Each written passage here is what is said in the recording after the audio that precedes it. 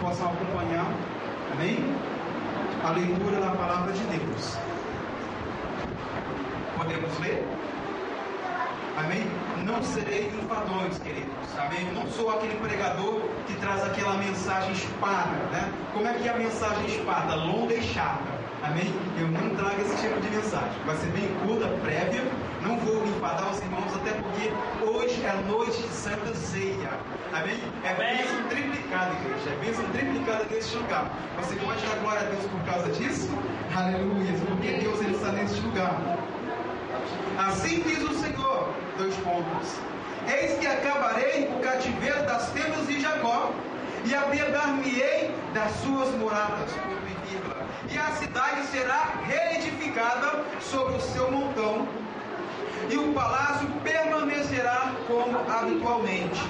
Versículo 9 diz assim: e sairá deles o louvor e a voz de júbilo, e multiplicá-los-ei, e não serão diminuídos, e glorificá-lo-eis, e não serão humilhados.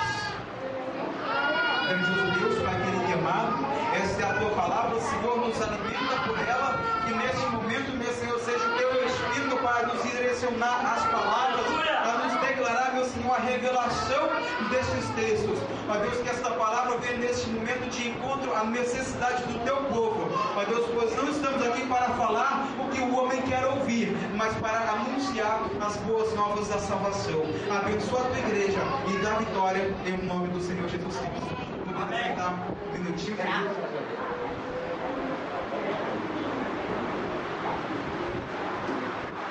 Aleluias, aleluias. O tema dessa festividade, igreja, é, aleluias, restaurando a adoração.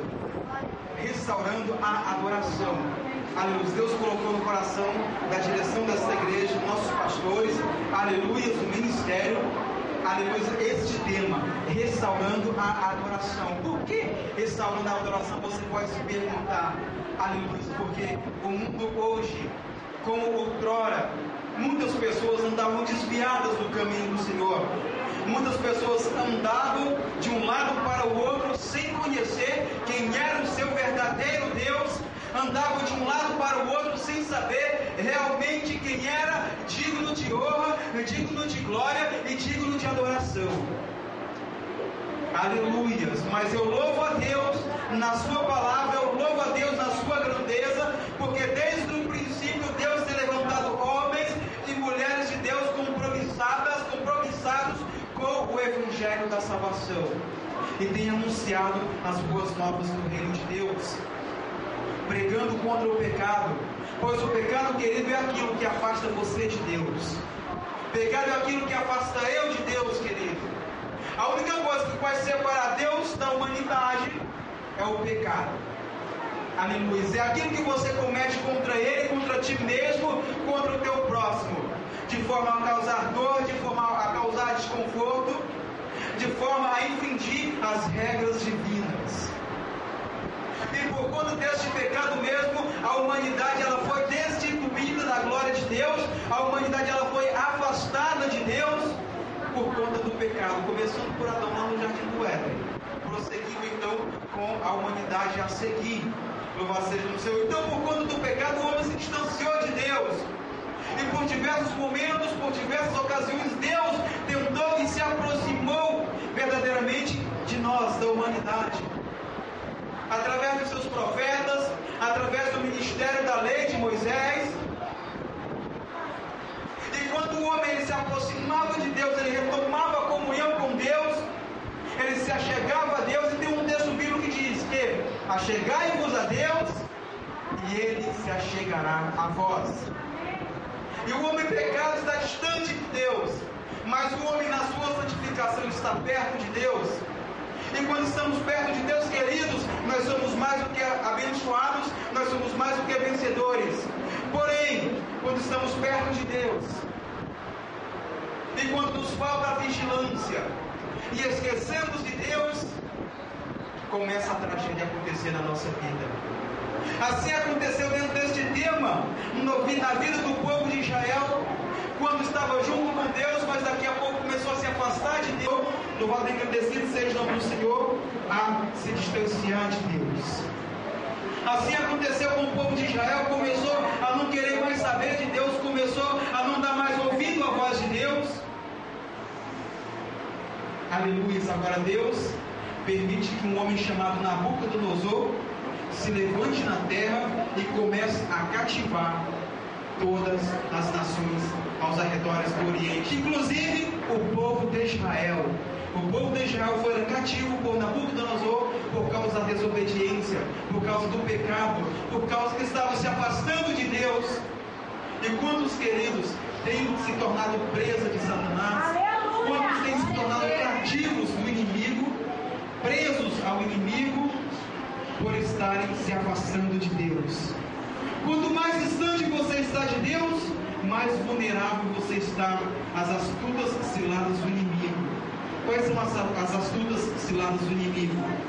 Faz você pecar, faz você adulterar, faz você blasfemar contra o teu pai, contra a tua mãe, faz você um filho, uma filha rebelde, faz você uma pessoa sem Deus, faz você uma pessoa que se agrada com a bebida, faz você uma pessoa que se agrada com o tóxico. E tudo isso, aleluia, te leva para distante de Deus. Isso estava acontecendo com o povo de Israel, e assim Deus permitiu que o povo fosse cativo. Louvado e agradecido seja o Senhor, mas para que servisse como exemplo, queridos. Deus permitiu que isso acontecesse, porque lá na frente Deus já podia observar, Deus já observava lá na frente o propósito, que Deus havia um plano, Deus tinha um plano para o povo de Israel. Ele permitiu que fosse cativo, mas também com essa permissão, Deus também lhes ordenou, Deus também lhes anunciou uma promessa de restauração. Dentro dos textos a seguir, os irmãos podem observar que, além do Senhor ter permitido que o povo de Israel fosse cativo, o Senhor também trouxe uma promessa para o povo de Israel, lhes dizendo: eu vou restaurar o vosso cativeiro. Aleluias. E vos trarei, aleluias, a sua terra. Aleluias. O que eu entendo com isso, querido, é que Deus, por mais que Ele permita que dificuldades se suscitem na tua vida, que por mais que Deus permita que barreiras se levantem diante de ti, mas também com essa dificuldade que se levanta, também Deus te faz promessas. Ele fala: eu sou contigo.